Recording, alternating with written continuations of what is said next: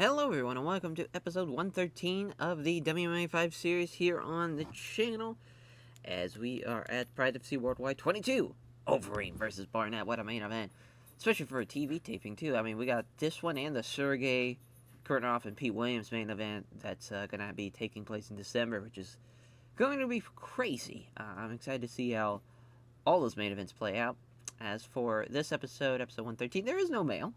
It's empty, as it's only been one day between the two shows, so we can go ahead and get this show on the road here, as obviously our main event, Alistair Overeem, Josh Barnett, as we have Mr. Vistian himself taking on Simi Shalett in the co-main, though. What a affair that will be. Obviously, Simi Shalett, a high-level Dutch kickboxer, and then Vistian with the great Sambo wrestling background, looking to make a big splash in the heavyweight division of Pride FC. We'll see how he does. And then Wanda Baraga, Mac Danzig as well, and Carl and Dwayne Ludwig of the lightweight division also happening on the card. And then Ricardo Rona, and hopefully a losing affair, I'll be honest, against Keith Jardine. And then Nick Diaz and John Fitch, these two men hate each other, and they're going to start off the show as far as, with a John Fitch fight, you always got to wait with bated breath, especially him and Ricardo Rona back-to-back fights. That might be a bad idea, but we'll hopefully see Keith Jardine knock out Ricardo Rona, and hopefully Nick Diaz finishes John Fitch as our two prelims. Very good prelims, and it's fitting that we have Mr. Chan Sung Jung on this card, as he is obviously... I'm filming this on Saturday at 5 o'clock here, about an hour before the early prelims even start, so can Chan Sung Jung shock the world? I'm hoping so. I don't think he will. But just know, if you're watching this on Monday and he did in fact win, I am a very happy person. And I'm still celebrating probably on Monday if he does. I think he opened as a 500 underdog against Alexander, but I think he is now like a 750 plus underdog. He doesn't have probably a chance in hell, and it's a damn shame because most of his prime years were wasted, or maybe not wasted, but had to unfortunately serve his time for the Korean military service over there, and then this is here in 2022. We don't know how many more shots he has as far as the featherweight title, and it would be very, very awesome if he does, in fact, shock the world. And Michael Bisping and Hector Lombard, that is a very fun fight there. And then, Chan Sung Jung and Dennis Siver should be a lot of fun as well on the prelim there. As Dennis Siver, it's probably his last fight before he goes down to rings, because right now I believe he's 0-3 in Pride FC. As our main event, a rematch, as they had a fight at Pride 27 Inferno back in 2004, which Barnett won by split decision. That was back when there was only the 2 rounds. So, going to be interesting to see what the third round could do. As this could be over in an instance, though, with Alistair Overeem.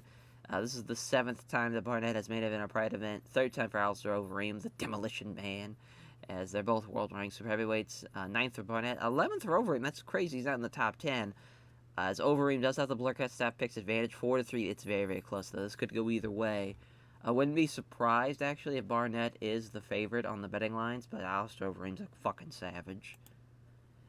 As Vistian taking on Hightower Simi Shalett, as Vistian has submitted 4 of his last 5 opponents, both world-ranked super heavyweights, as Shalett 8th, Vistian 12th, as this is going to be a huge reach and weight advantage for Simi Shalett. 14-inch reach advantage, significant. He's got at least 30 pounds on the Vistian. This is his Pride debut in McCall Vistian. As Vistian does have the Blurcast step picks for some odd reason. I don't know how you give a fighter an advantage when he has given up 14 inches of reach to a high-level kickboxer and also a significant weight advantage, even though you do have a Sambo and wrestling background.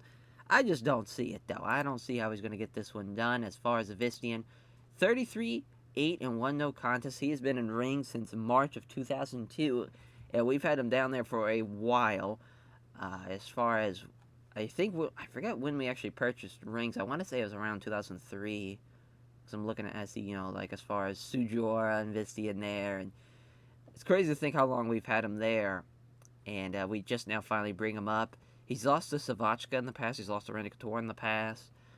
As far as, this is going to be insane, though. He's fought Ice Cold Igor before the mod happened in 1997.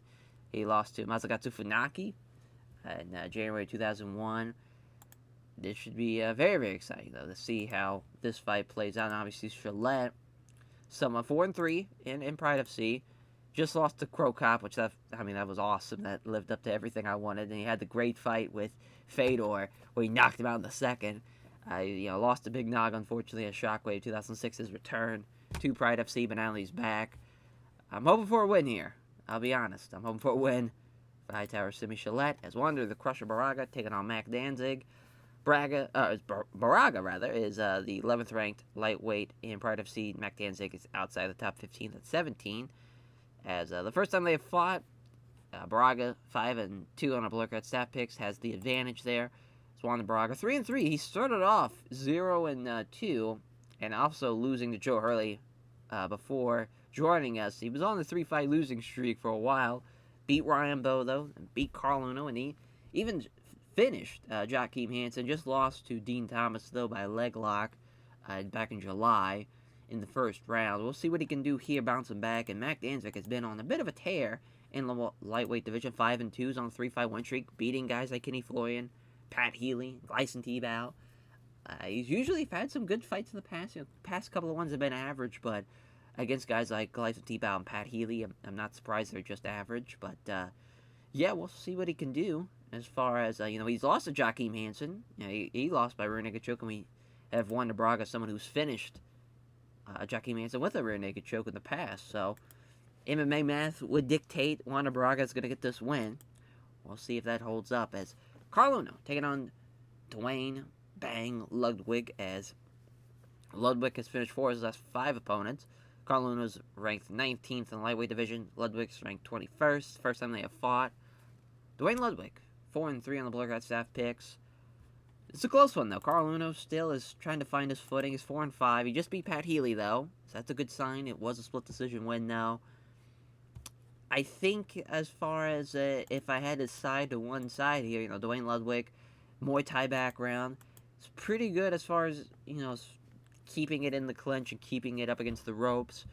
He's lost to some guys as far as, Josh Thompson, Joachim Hansen, Yves Edwards, Charles Bennett, Josh Neer, now recently. As far as he's, most of the time, he's, as far as other Pride FC guys, the only Pride FC guy he's ever beaten before is Jake Shields.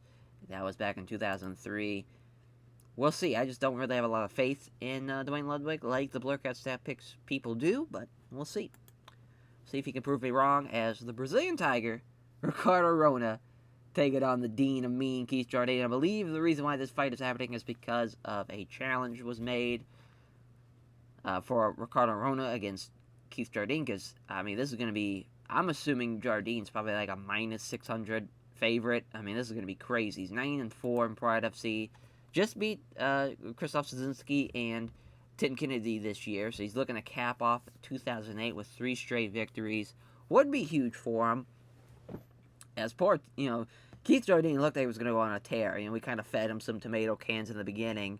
I guess the Low Nog fight was unique, though, and probably about the same as far as caliber guy even then, but like beating like Ryan Gracie, which is crazy to even finish Ryan Gracie. But had 2 split decision losses, though, unfortunately, when he was 11-1 to Ronaldo Sobral and Team Kennedy, and then he got knocked out by Rampage at American Bushido 11. We'll see what he could do. I would like to run back him and Melvin Manhoef again.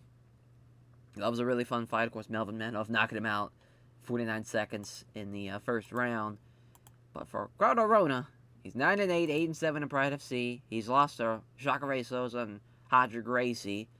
As far as the Hodger Gracie fight was pretty soon, or pretty recent rather, as back in September. So only a couple of months away from that fight. As obviously you see there, he's never really had, he's had one good fight in his entire career. Hopefully Jardine can knock him out of Pride FC with a big win there. Then Nick Diaz and John Fitch. They have fought once before back at Rings in 2003, which Fitch won by unanimous decision. As Diaz trains at Meldridge Fighting Systems, Fitch has a record of 1-1 against other members of that team. Nick Diaz, 0-7 on the Blurcat stat picks. Doesn't have a single backer against John Fitch. It's not looking good for Nick Diaz. 12-8, 2-3. Just beat Sakuraba, of course, back in June at Worldwide 17. He just hasn't really gotten his footing in that welterweight division, and we'll see what he can do against John Fitch. Which John Fitch 6-6 is on a 3-fight losing streak. So I think the reason why we put this together, now I'm thinking about it, is because Nick Diaz requested the fight, even though he is the underdog. This is John Fitch. It's got a do or die time for him. Loses here, he's going down the rings, fighting for his job. Michael the Count Bisping taking on Hector Lombard. First time they fought, Bisping's going to have a 7-inch reach advantage. Of course, Bisping, more traditional middleweight size guys. Hector Lombard, even though he's built like a fucking brick shithouse, he's only 5'9", and you can see the reach is going to affect him there. He's 3-1 though. He just beat Rafael Calavante, but he lost to Sexyama back in 2007 at Bushido Osaka 5. As for the Count, Michael Bisping, 3-0, has not had his Pride FC debut. After we had, I want to say it was either 2005 2006 when we signed him, he tore his ACL, finally came back, and we were just kind of waiting for his perfect time. It's like, we just might as well send him down the rings. He won his first 2 fights down there against Josh Rafferty and Edwin Deweese, which is kind of weird. Both those guys, tough alumnus, but in different seasons to him. As for Michael Bisping, this is a big opportunity for him to make a big stamping approval debut and beat Hector Lombard in our next prelim bout. The Korean Zombie, Chan Sung Jung, taking on Dennis Sever. Sever hasn't won since November of 2004. 4 years since he's won.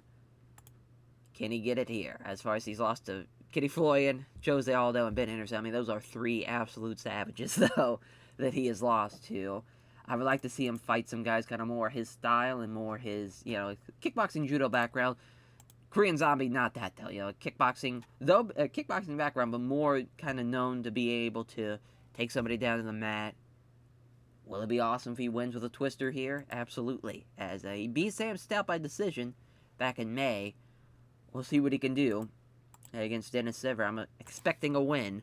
He does have one backer, though, in Dennis Sever, as far as, it's weird, obviously Korean Zombie, more of a featherweight, so him fighting in a lightweight class is kind of out of his comfort zone, but so far he's done a very good job and showcasing his skills. Still, obviously going to be a little bit more bigger than most of the lightweights he's going to be facing, so I think that size advantage is definitely going to help him out, but it's pretty close on the betting lines, -110, +100.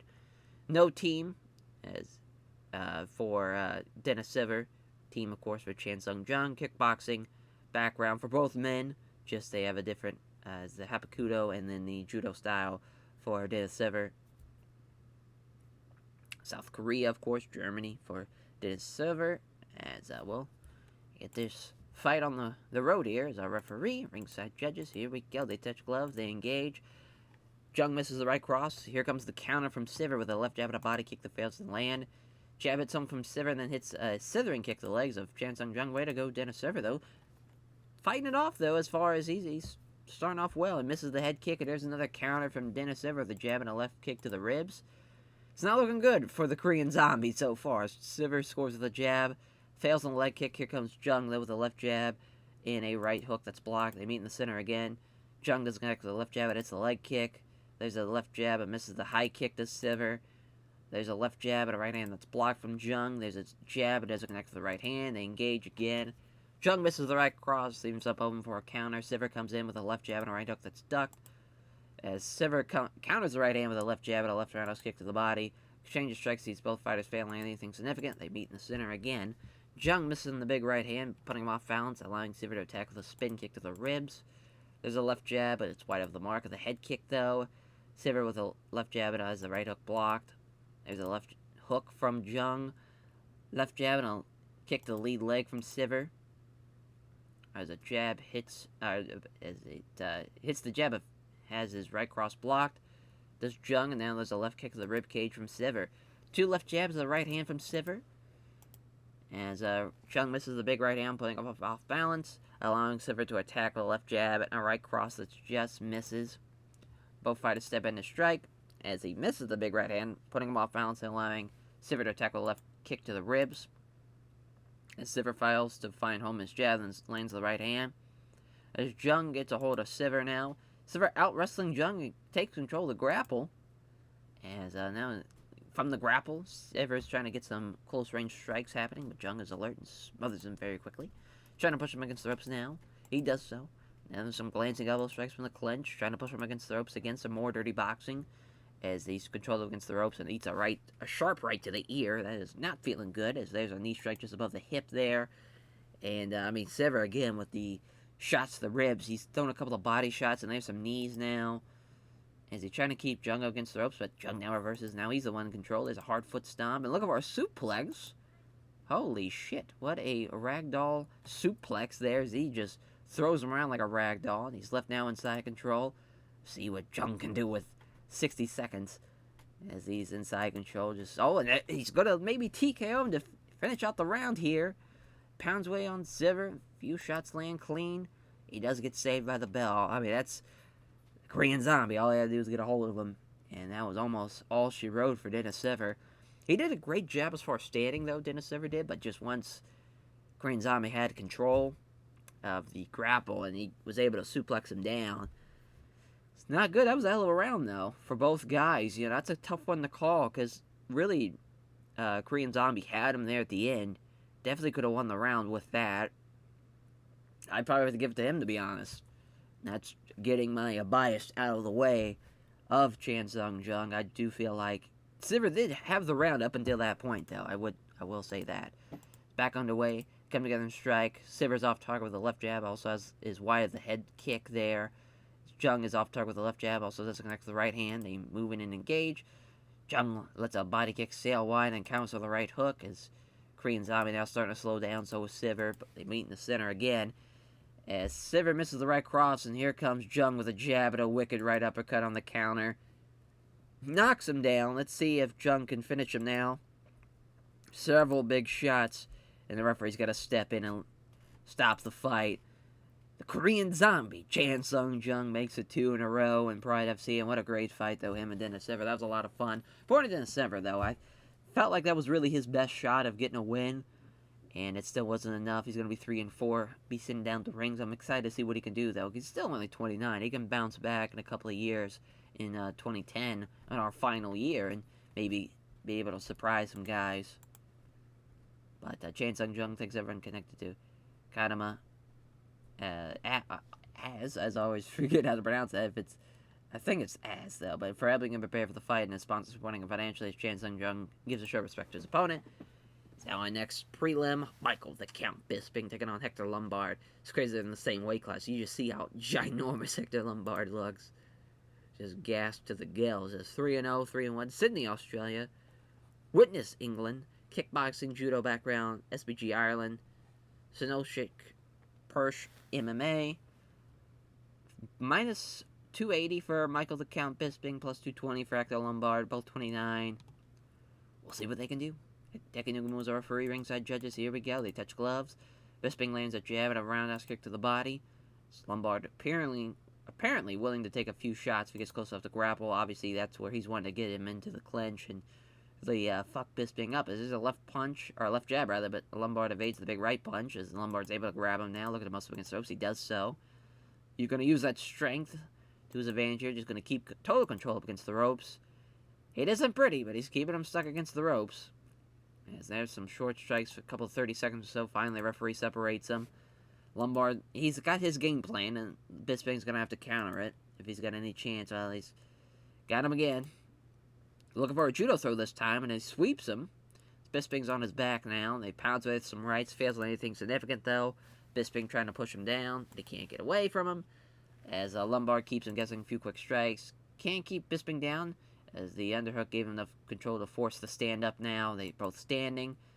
As Lombard again looking for the judo throw. This time Bisping does not go down. Goes for it a third time. Bisping stops it, then takes control of the grapple. Now looking for a Muay Thai clinch. as he doesn't allow himself to be caught and gets slips out of the grapple. And now Bisping with two left hands and scores with the right to the body. There's a left jab, a straight right. Now Bisping's really opening up now. There's 4 quick punches landing fast, and there's a leg kick to the front leg of Lombard. As Bisping lands a jab and a right hook. Lombard now looking for a single leg maybe. It doesn't matter. It's a sprawl anyway. It's preventing the takedown that moves out of the way of it. Lombard may have been aiming to get in close, but Bisping aggressively took the initiative. As again, Bisping doing a great job with these stand-up punches. There's 2 out of the quick flurry of 3 punches. Can't connect the right hook to the body, or just right hand to the body, rather. The Lombard aggressively comes forward, willing to risk getting hit so he can grapple, because obviously that's his game plan. It's bread and butter. There's a jab and a right hand from Bisping, a left hand and a right hand from Bisping. There's a nice jab and a straight right, and there's a cut on the forehead of Hector Lombard. Now Bisping's starting to get tired now. He's shortening the range, definitely feeling confident. You can tell with the strikes he's able to land. Lombard's able to step in, still looking for that initiative. There's 2 left hands on the right to the body.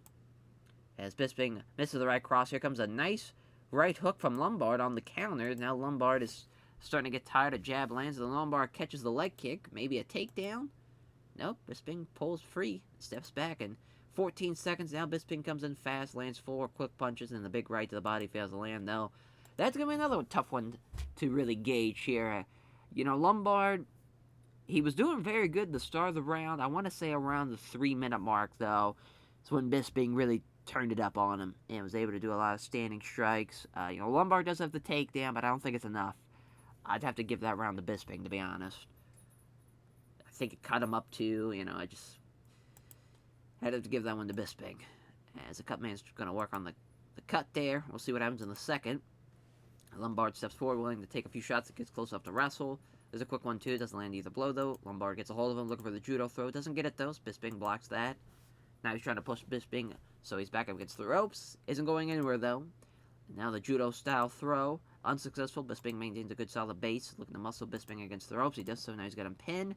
Showing good control here. Lombard keeps Bisping up against the ropes. There's a grueling close-up battle for short strikes in the next 30 seconds. Bisping wrestles backwards against Lombard, turning him enough so he can escape from the ropes, as Lombard is definitely slowing down as Bisping's being challenged. Lombard misses the right cross, and here comes the counters. Bisping with a pair of jabs, followed by a solid right hand. Seeing that Lombard looking shattered, Bisping easily pulls him into a clinch.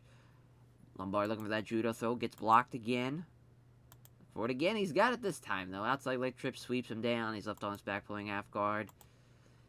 Bisping trying to get full guard on Lombard. Doesn't happen, though. Throws a few right hands, takes a moment to plan ahead, blocks the attempt to move from half guard to full guard. Yeah, we're just basically in Lombard's world there, as I think he won that round, though, for sure. We'll see what Bisping can do in the third. But I think Bisping just kind of tired himself out, to be honest. We'll see what happens, though. Maybe he'll answer the call in the third, as Lombard misses the right hook, and here comes a counter with a sequence of jabs, and followed by a right hand.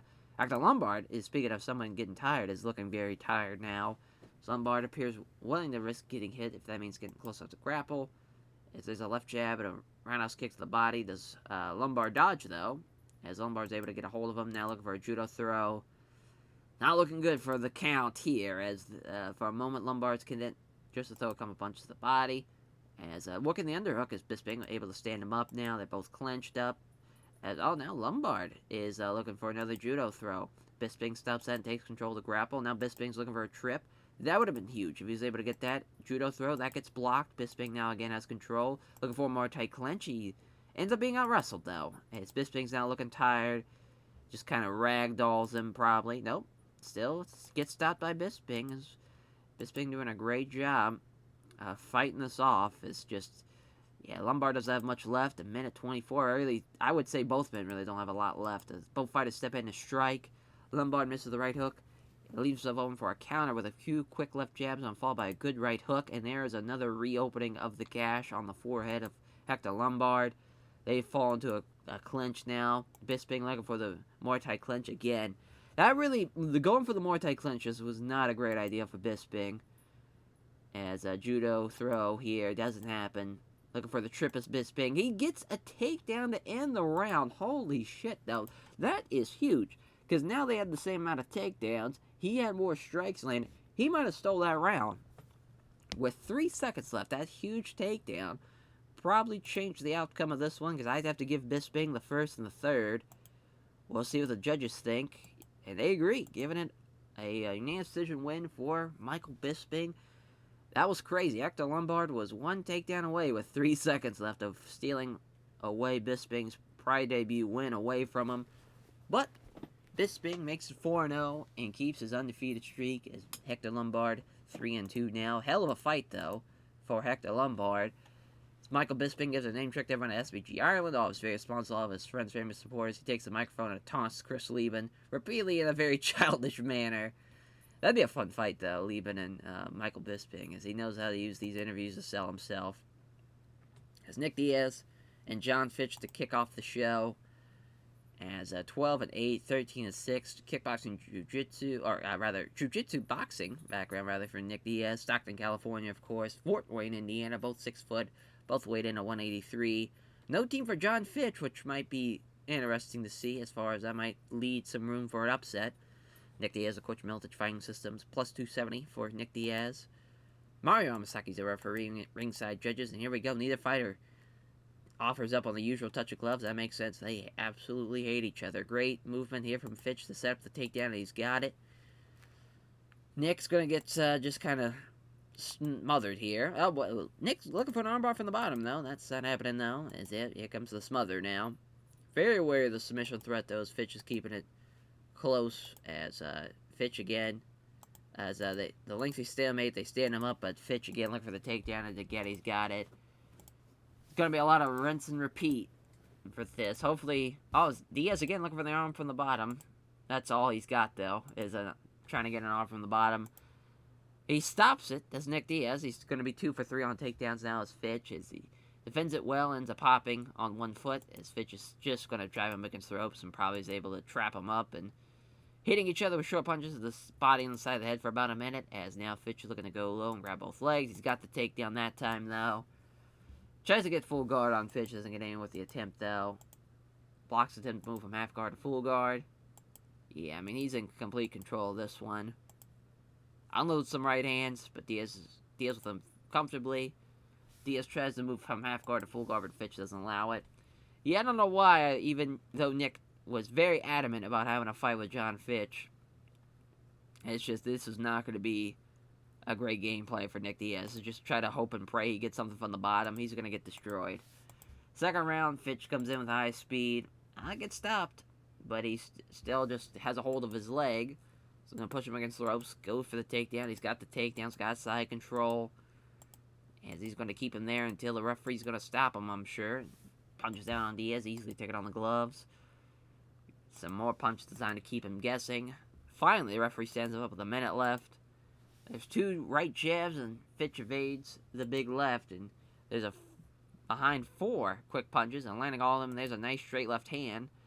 There's Nick Diaz. He's looking for the angling he needs for the takedown, but couldn't get the initiative. There's a right hand, but Fitch avoids the left. It's Diaz again looking to get some strikes happening as he lands 3 of the 5 quick punches. Fitch avoiding the big left again.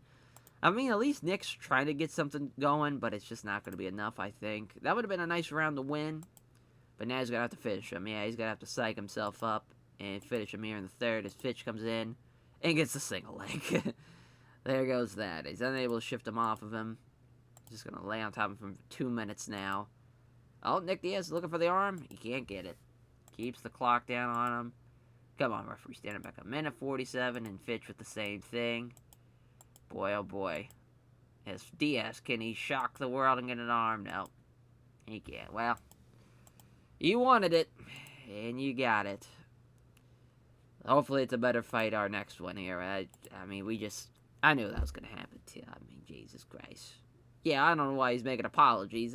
You're the reason why he was bad. As John Fitch name checks all of his sponsors, all of his fans who came out to support him, if he has any goddamn fans.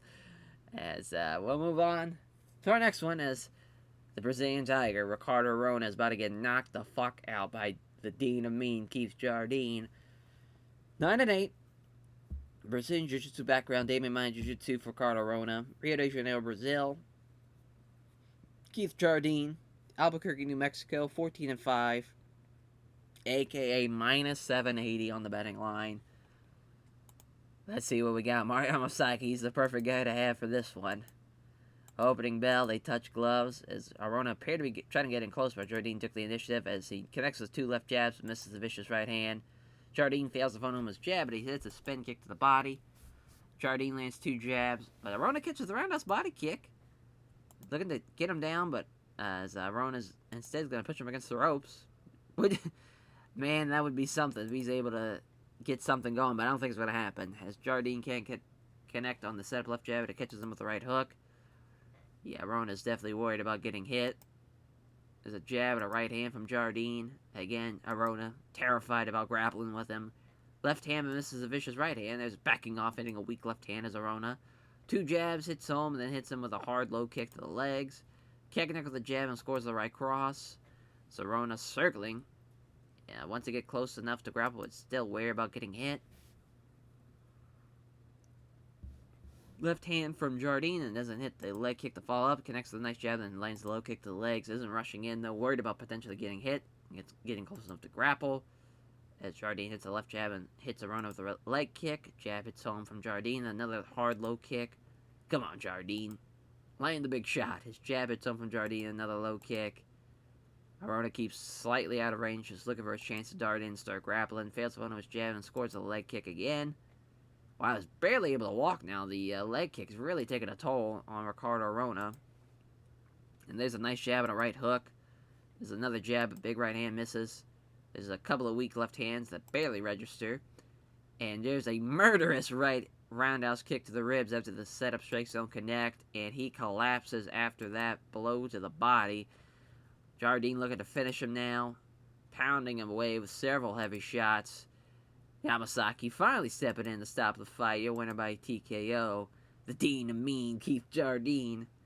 Making Ricardo Arona 9-9. And that will be 3 straight losses for him. And honestly, we're going to send him down. And we don't need a 4th one. He can go down to rings. This is completely fine by me. 15-5 though for the Dean of Mean. As he thanks everyone connected to AKA for helping him prepare for the fight and the sponsors for supporting him financially. So next fight, Carl Uno, Dwayne Bane Ludwig is 21-10-2, 13-7, Denver, Colorado. Kanagawa, Japan for Carl Uno, 5'7", 161. Judo background, of course, Carl Uno, Takata Dojo. City boxing for Dwayne Ludwig, minus 140 plus 110 for Carl Uno. This should be a pretty fun fight, though. The referee, ringside judges, a loud ovation from Carl Uno, unsurprising, getting a loud ovation from the crowd as he makes his entrance. They touch gloves, exchange strikes, but nothing really significant landing, stand and trade. All the shots are either off target or safely dealt with. Ludwig comes forward on the attack. Here comes pressuring him into striking, stepping into the pocket. Feints one side, causing Carl Uno to react and leave himself open, off balance rather, as connects with a jab and misses the big right hand that misses. Just misses the right hook and leaves himself open for a counter. Here's a left jab and a wayward spin kick to the body, though. They stand and trade. All the shots either off target or safely dealt with. Ludwig dodges the right hand and counterattacks with a jab and a body kick that fails. Uno misses the right hook and leaves himself open for a counter with a jab and a left roundhouse kick to the body. Ludwig lands the flurry of quick punches and hits the kick to the lead leg. Uno misses the left jab and connects with a clean right hand before 6 exchange strikes. Uno fires off a counter jab and connects. Doesn't connect, rather. As quick flurry of punches from Ludwig sees 2 of the 3 hit home and then misses the vicious right. Tries to hit the jab and misses. I feel like they've missed more than they've hit so far. Ludwig misses Ludwig moves behind 3 quick punches, one of them finding home, but Uno avoids the big right, though. Exchange of blows comes and goes without really either fighter landing anything significant. They come forward on the attack. There's a counter jab. There's a left jab, from Ludwig, and Uno evades the big right. Ludwig is still pressuring him on. There's a counter jab from Uno. There's a 1-2, but Uno avoids both of them. There's a left-handed exchange from Uno, and then buys on the feint, and he's left open. As he can't connect with the step left jab, that hits a roundhouse kick to the body, though, does Ludwig. Stand and trade blows, neither can land anything damaging. There's a counter jab from Uno. There's a jab hitting home, and then a crunching right hook from Ludwig. As a quick exchange of strikes doesn't lead to anything, as Ludwig stalks forward, pressuring Uno. As Uno hits 2 left hands on the counter. So Ludwig fails to find him his jab, but then scores the right roundhouse kick to the ribs. As the fighters go toe-to-toe with strikes, neither fighter lands anything significant, and it's exchanged a few strikes with nothing significant. Hits a left roundhouse kick to the body. Uno's off target with a jab, it connects with a clean right hand, and now Ludwig glancing at the clock, grimacing slightly. As a quick exchange of strikes doesn't lead to anything, they come together and engage. As Uno misses the big right hand, here comes the counter from Ludwig with a brace of jabs, followed by a big right hand that lands clean. Ludwig connects, or rather comes forward and connects with two blows here as they start trading blows. As Uno fires off a counter jab, there's a left hand, but this connects to the right to the body. Ludwig's starting to get tired now. They engage. Uno blocks the leg kick, counters with a jab and a good right hook. Uno setting his opponent to come together and strike as Uno misses the right hook and gets countered with a left jab and a right hook that's avoided the last possible second. They come in and engage to end out the round as Ludwig dodges the right hand, counterattacks with the left jab and a big right hand that just misses. So yeah, I mean, the Muay Thai Judo fighters, they didn't really get into a clinch really that much. They were just kind of standing and trading strikes. That's a tough one, but definitely would have to edge that to Dwayne Ludwig as far as he landed the most strikes, and they both landed the same power strikes, so it just kind of came down to who landed the most there. Second round, though, they stand and trade, but neither can land anything significant. And again, they fail to find the target, as there's two punches that are the setup and unleashes a low kick, but Uno's ready for it, and it remains elusive. Ludwig showing good head movement, bobbing and weaving his way out of two punches. Uno misses the leg kick, and momentarily he's off balance. He gets countered with a left cross. There's a left kick to the rib cage. There's a left jab and a right cross from Ludwig. They're starting to really land some big shots now, as I say that, though. Missing the big right, and Ludwig comes in with a counter of a left jab and a leg kick. As it misses the right hook and gets countered with a massive right hook to the jaw. Another knockdown here. As we haven't had a knockout, but we've had a couple of knockdowns so far on this fight card. As Ludwig moves in quickly, kneeling beside him, looking to finish him off with repeated heavy shots now. As referee's going to step in and stop the fight. Dwayne Ludwig with a huge win, making that 14-7. Carl Uno, though, unfortunately 21-11-2. But a great fight, though. That really picked up in the second. Dwayne Ludwig gives a name check to everyone at City Boxing Office Fair, sponsor all of his friends' favorite sport. As the asked to be interested in fighting next year, plays with Yohei Suzuki. Would be a tough challenge for him. It'd be one to be interested in trying. We shall see. As Wanda Baraga, Mac Danzig, Wanda the Crusher Baraga taking on Mac Danzig, 23-8, 13-5. Los Angeles, California, Rio de Janeiro, Brazil. Let's see if Wanda Baraga can do better than his countryman, Ricardo Arona. Minus 110, plus 100, pretty close. And betting lines, Gracie Jiu-Jitsu Academy, Team Link for Mac Danzig. Both guys 5'8". As we'll see how it goes. They're giving Gumas the referee, ringside judges. Here we go. Opening bell, a jab lands from Danzig, but Baraga avoids the big right. Clinching fast with him. As let's see who's the aggressor. It is Danzig. Danzig gets Baraga with a knee strike to the body. Trying to wrestle up against the ropes. He does so. Got him stuck there, looking to go down low. Maybe, as try and trip him up. He does so. Danzig's now got side control. There's a couple of knees with the ribs. It's a great shout. Some more knees, some more strikes. Just on to slow him down now. He's trying to catch his breath. Some more right hands trying to catch his breath. Another knee to the ribs. I mean, it's a good game plan. Trying to move the guard, but Danzig doesn't allow it. They're going to stand him up. That's pretty fast. As Danzig comes in, looking to strike. Baraga may have been able to get in close, but Danzig aggressively took the initiative. Jail. As Danzig fails to find off his jab, but it hits Baraga with a straight right. Coming together the same idea with a clinch. Danzig again's the better of the two. Looking to muscle up against the ropes. Got him up against the ropes. Looking for another trip. Yeah, this is going to be Danzig's fight to lose at this point. He's had a tremendous first round. He's trying to move from half guard to full guard, but that's not happening. Slowing things down, just some more, just small strikes. Not really landing a lot of strikes now. He just kind of knows he's won the round already. Danzig against the aggressor in the wrestling. As Danzig's looking to muscle him up against the ropes, he does so. 3 for 3 on takedowns? Oh my god. That is crazy. He got side control too. Maybe some more. Oh, it's going for the knee strike again, but Baraga saw it coming, squirms away. It's only a glancing blow. Attempts to pull the guard, but that's not happening. Some more elbows, and yeah, that's just all Mac Danzig there. He's a fucking menace. I'm honestly surprised he's the underdog going into this fight, to be honest, because even though Baraga definitely has the experience and the fight experience there, the edge there, but Mac Danzig's beating some tough guys, and he's shown it there. As they clinch up, start tracking for position, Danzig is the aggressor. Can't keep control of Baraga now. Baraga now looking for the trip. Wow. How about Ronda Baraga coming back in the second as he's trying to now catch Baraga with a punch that's off target. Baraga's trying to get past while he's passing. That might have been just a hell of a first round for Mac Danzig because Baraga might get mount here. He does. Oh my god. What a comeback as Baraga pounds away on Danzig, landing a couple of glancing elbows. Nothing really too damaging though. drops some more elbows, and Danzig's struggling to avoid taking a clean shot, though. Oh, and he turns up and gives up his back now. This is not good. He's got both hooks in. Holy shit, Wanda Baraga, what a comeback. That was crazy. Yeah, that was awesome. 24-8 now.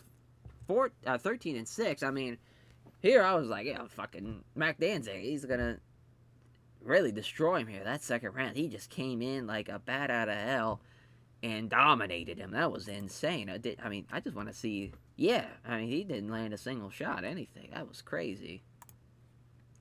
Wild. Hell of a fight. Wanda Braga gives a name check to everyone at Gracie Jiu-Jitsu Academy. All of his fans, sponsors, all of his friends, family, supporters. They asked if it would be interested in fight next. He still hopes to compete against Ramiro Sato. We should bring that match to the forefront for sure. It's our co-main event. Vistian taking on Simi Shalette. We got a Dutch kickboxer. Got a Russian Sambo fighter. This should be fun. Obviously representing his own team and Team of Vistian. And I'm not even going to try to pronounce that. Better not. I mean, can the guy with the 14-inch reach advantage in the 30 pounds of weight on his side get the win here over Vistian in his debut? I can't believe he's the favorite. Insane. As Mario Yamasaki's a referee, yeah, Vistian giving up at least 25 pounds, 14 inches of reach. Yeah, here comes the two left hands from Shalette. The big right hand misses, though. There's two left hands with the beauty of a straight right, and he is rocked after that one. What is Shalette going to do? I'm going to say head kick. Oh, went for the spinning back fist. Lacked the power, though. And there's the big right hand that snaps his head back. And looking for the massive right, but Vistian avoids it. He somehow is able to survive that one. There's a weak flick left-hand jab. Can't connect the step jab. There's the body kick, though. Shalette throws a punch, but Vistian avoids it. There's a left jab, or left hand, rather, and then a leg kick. Nice jab and a straight right that lands hard. A takedown attempt from Vistian. Can't complete it, though. He's still got a hold of him. So he's just going to push him against the ropes.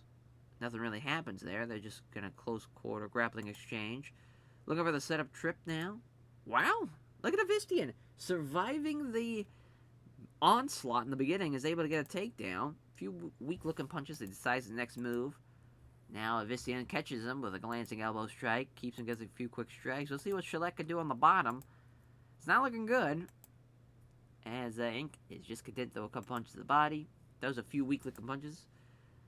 Yeah, the referee's going to stand him back up, rightfully so. Vistian looking to go right back down. Can't get the takedown again, but going to press him against the ropes again and try to get that takedown. He's got it. It's a slam, too. Oh, he's got the back. Oh, he's got both hooks in. Couple of heavy shots rocking Simi Shalette. Oh, my. Looking for the rear naked choke. That's got to be it. Yeah. I mean, tip of the cat to Mr. Vistian there. No, I mean, that was crazy. I can't believe you survived that as well. This is going to be an all-timer as far as this card. We'll see what happens in the main. But so far, the people I was like, oh, there's just no way. The fucking underdogs, they come in and dominate. And they do. They survive and bounce back. It's giving thanks. Golly, Vistian praises his team. A team of Vistian. It's very responsive and gives a show of respect to, it's very responsive to all fans of Game of Thrones. It's showing respect. Golly, Vistian and praises Shalette for his skill and toughness. Our main event, Alistair, the Demolition Man, Overeem, taking on the babyface assassin, Josh Barnett. Wouldn't it be something if these two now just had a completely terrible main event? But they shouldn't. I mean, talk about riding a wave of momentum going into this main event. This is going to be insane. 6'5", 240, 6'3", 250. Got two top-level heavyweights going to battle it out.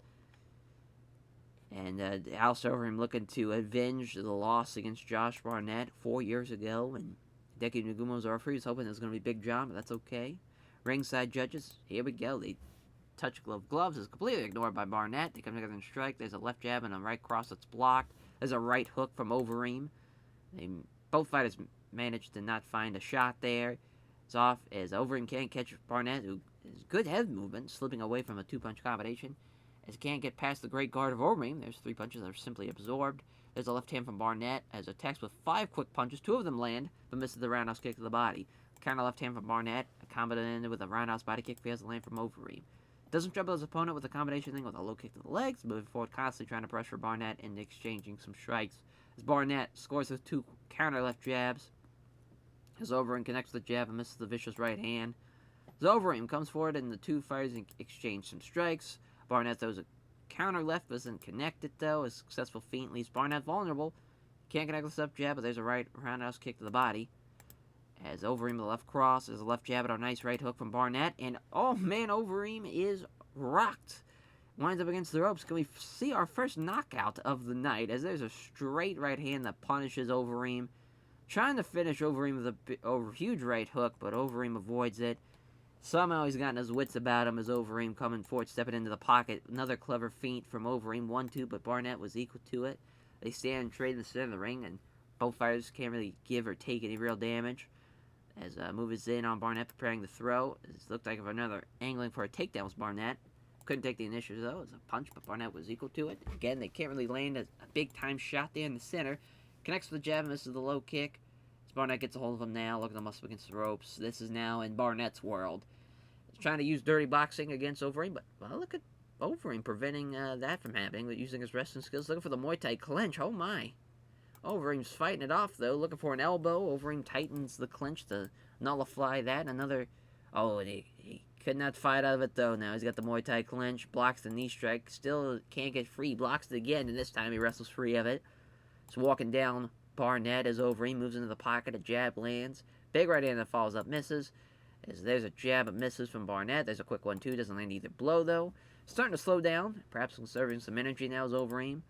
As Overeem does a quick couple of punches and a roundhouse kick to the body, but Barnett's too quick, moves out of the range of that one. As he deals with two punches without issue, his guard remains solid again. Counter jab from Barnett, can't hit the step left jab. There's a nice straight right hand from Overeem. There's a left jab, Barnett avoids the big right. Fails to land on the leg kick from Overeem. There's a three-punch combination, but Overeem maintains a great guard again. Is safe. 60 seconds, now 30 seconds almost. This is a stalemate as they fail to land anything there. There's a great guard again from Overeem, absorbing the punches. There's a right hook to the ribs that misses. Barnett's trying to come forward. He's willing to risk getting hit if he does so to grapple. There's a left jab, but misses the vicious right hand, and Barnett might be able to get a takedown. Oh, again, looking for that Muay Thai clinch. He's got it, but that's the end of the round. Definitely Barnett won that round for rocking Overeem, but I think it's not over, though. I can't count out someone now on this fight card. He might come back in the second and now Overeem and fucking destroy Barnett with an uppercut. 7 and engage as Overeem lands the left jab and doesn't find the mark on the right hook. There's a left jab and a right hook that's blocked from Barnett. Exchange strikes, sees both fighters fail land on the strike as Barnett's slowing down now. As Barnett misses the right hook, and here comes the counter. As there's a couple of jabs that fall by a big right hand that just misses. Overeem's starting to feel the fatigue now. Hands are starting to lower. That's a bad sign for Overeem, especially with how great Barnett's been striking. He might catch him here now that he's getting tired and lowering his hands. He's glancing at his corner, gets a few words of encouragement as two combatants meet in the center. They start to strike. Barnett counters the right hand with a good right hook. And again, here in the corner, giving the curt nod, turns his full attention back to the fight. Another stalemate as both fighters land anything on the strikes. Barnett throws a 2 punches as he sets up and then unleashes a low kick. Overeem is on his toes, remains elusive.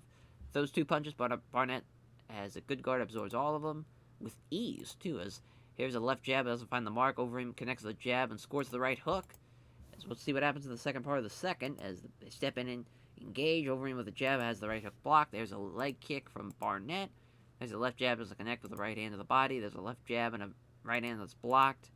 Stalemate again from both men as Barnett using good head movement to dodge out of a couple punches. A big head kick. Body kick, but it's parried away. As Barnett as misses the big right hand. And here comes a clean right hand from Overeem on the counter. I don't know what Overeem's going to do in the third here. But Barnett looked like he was angling to try to get a shot in, but Overeem simply took the initiative. A jab hits home from Overeem and gets Barnett with the right hook. Barnett looking for a takedown. That would have been huge. That would have definitely been a signal here. Because so far, it's been pretty close just from an eye test of this round. As Barnett can't get Overeem down, so push him against the ropes. Looking to smother him now. If he's able to get a takedown, I don't know. He's going to get up against the ropes. So, yeah, that's tough. I'd have to actually give that one to Overeem. If I feel like he was initiating the fight. He landed the most strikes. He even landed the power shot. Yeah, I just... he was doing a great job on counters, too. I'd have to give that one to Overeem. So it's going to come down to the third. We might have Overeem, though. He's already just thinking he's already lost this fight, which is definitely not what you want to go into. You got to get motivated. This is a big-time main event against a guy like Josh Barnett. You could get this win. He's got to knock him out. As they engage in the center, there's a jab and misses the big right hand. There's a brace of jabs, also connects to the right hand. As Overeem misses the right hook and gets kind of a quick left jab and a right hand. As he fails to land on the combo then with an attempted roundhouse kick to the body. As Barnett was ready for it too, and just manages to catch him. He's trying to use as they looking for the takedown. Oh, okay, well, that's it for Overeem there. As it's going to be Josh Barnett getting the win. He already got it with, rocking him. But now that he's got the takedown too this round, I mean, from the first, he's going to win the first and the third round for sure. But went for the leg lock, but Overeem stops that. Yeah, Overeem's just fighting off exhaustion now. They scramble. Overeem ends up holding a waistlock, or rather, Barnett ends up holding a waistlock behind Overeem, who's kneeling down. Again, looking for a twister! That would have been awesome, but Overeem manages to squirm free as Barnett attempts to get a twister and starts scrambling for position. Scramble leaves Barnett on top and side control. There's some knee strikes to the ribs. Another knee bar attempt. Not happening, though, as goes for the mount, but Overeem sees that. The scramble begins. Barnett ends up in half guard, and he's just going to end it out there. A good effort from Overeem. He just, he just couldn't get it going, really, for the most part. But Josh Barnett, great performance. They could not follow that co-main in the match before that, but that was a great card, though. 22-9 for Josh Barnett, 13-8 for Overeem. Man, that's crazy. His record is not really that impressive.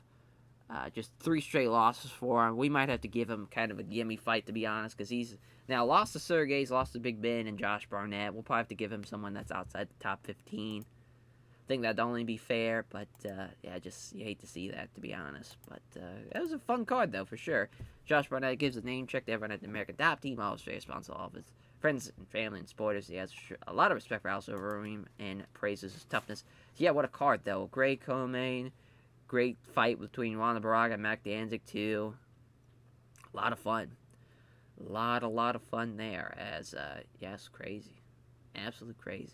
I mean, for a TV show that had almost 3,500 attendance, I mean, that's not that bad, I guess, but something for a little bit more there. Wow. A show that we decreased our pop everywhere, almost, but one region. For a great show like that, that sucks. That definitely sucks. Performance bonus for, honestly, all 4 of these men. It's a great job. And also one for Dwayne Ludwig as well. I mean, Evistian is going to walk away with some nice cash, though. And we still made $2 million with all those bonuses handed out.